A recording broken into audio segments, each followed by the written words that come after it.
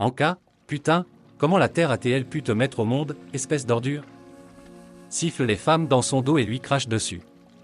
Les hommes, des types de la télévision câblée, insinuaient que cela ne les dérangeait pas de coucher avec la jeune fille dans une grange abandonnée quelque part à la périphérie du village, parce qu'elle donnait sans discernement à tout le monde. La jeune fille ne savait pas se promener dans le village de peur d'être insultée, humiliée ou pire giflée en public. Son ex-petite amie Lonia était particulièrement cruelle à cet égard. Il répandait des rumeurs dans le village sur la moralité d'Anna.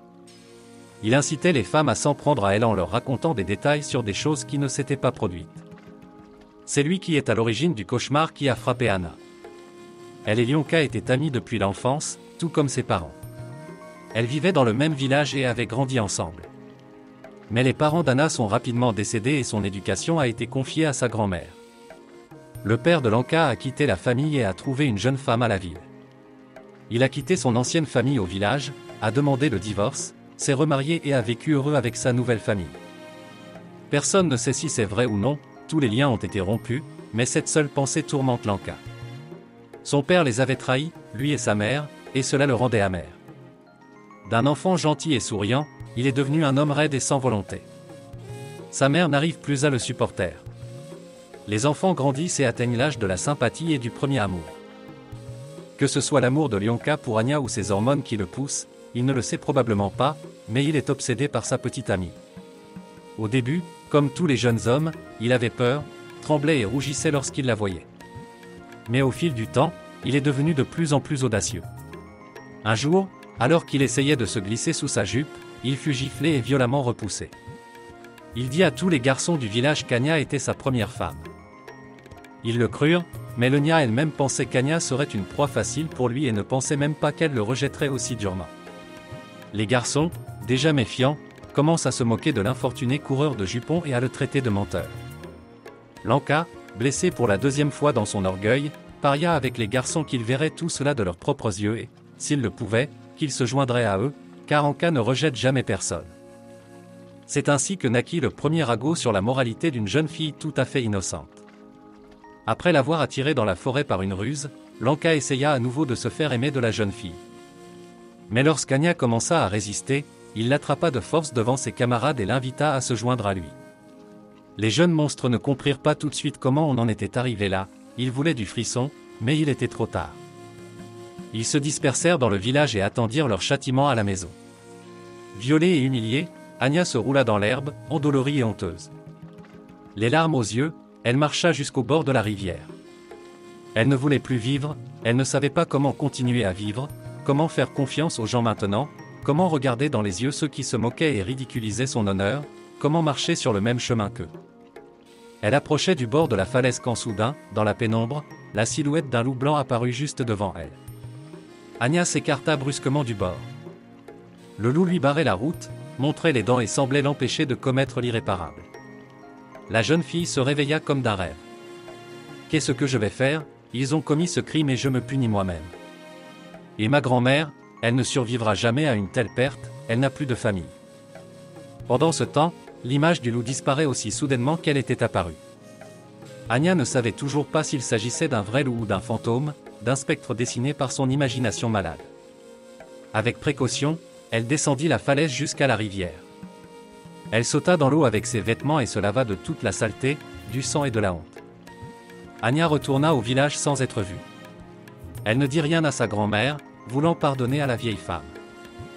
Après tout, une simple villageoise ne savait pas à l'époque qu'une déclaration pouvait être faite à la police et que le méchant se retrouverait en prison.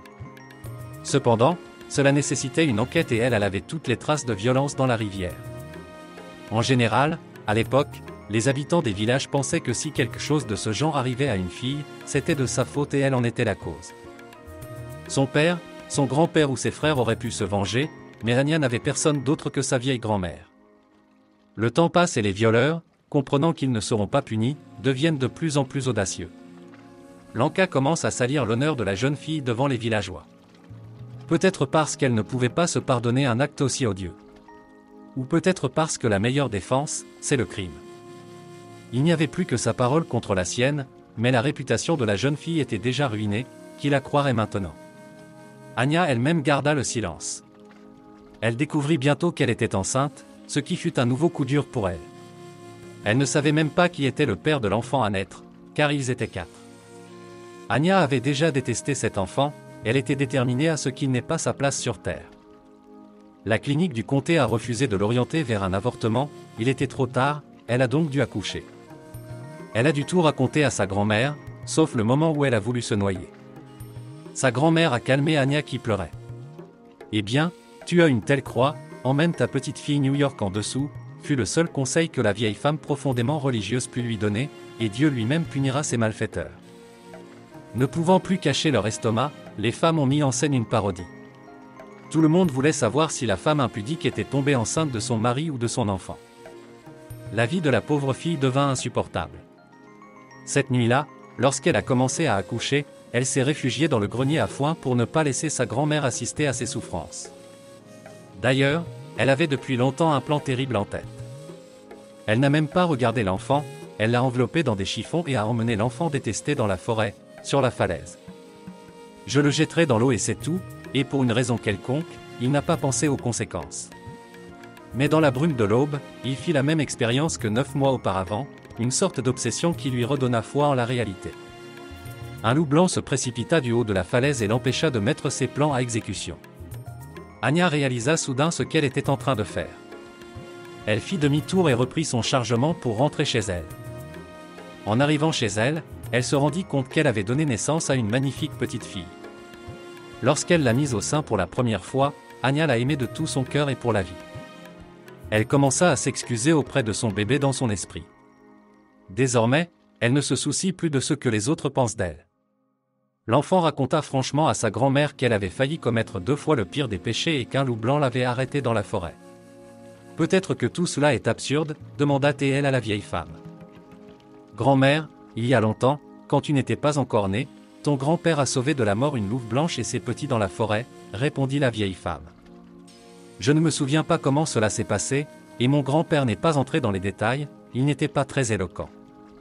Beaucoup d'années ont passé depuis, et mon grand-père n'est plus parmi nous, et peut-être que la louve et ses enfants sont partis avec lui. C'est peut-être son esprit ou un ange gardien sous sa forme qui vous a sauvé, vous et votre fils.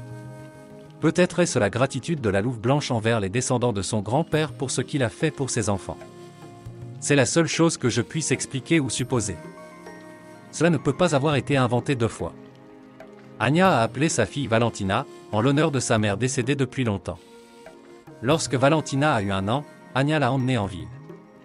Elle y a rencontré un homme bon et décent, s'est mariée et est allée vivre avec sa grand-mère. Et ces violeurs, tous les 4, ont quitté ce monde un jour trop tôt. Olenka a disparu sans laisser de traces dans la forêt, l'un d'eux a contracté une maladie incurable et est rapidement mort brûlé. Les 2 autres sont également morts tragiquement dans des circonstances inexpliquées. Personne ne se soucie plus d'eux.